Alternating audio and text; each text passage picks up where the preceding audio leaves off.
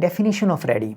If you are following pure Scrum, it is not a mandatory thing which you discuss in the Agile world, but in the PMP exam, since this term is introduced, we should know about it.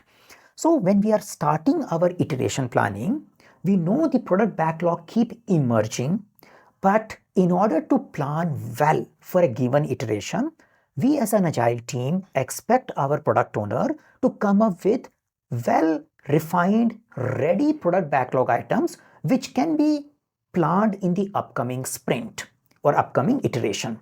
That understanding between our Agile team and product owner about the amount of detailing expected to be done for those items which are expected to plan in a given sprint is called definition of ready.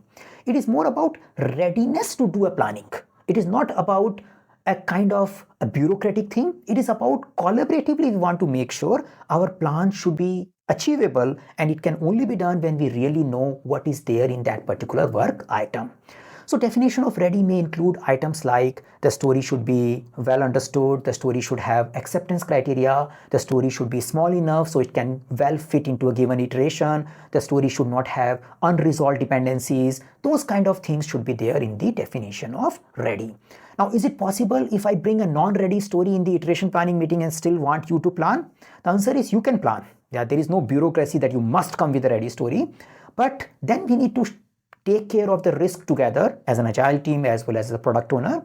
If you are planning something which was not ready, there is a more likelihood that things may go wrong during the iteration/sprint. So if we share that risk, then we can plan those not yet ready item also in a given iteration.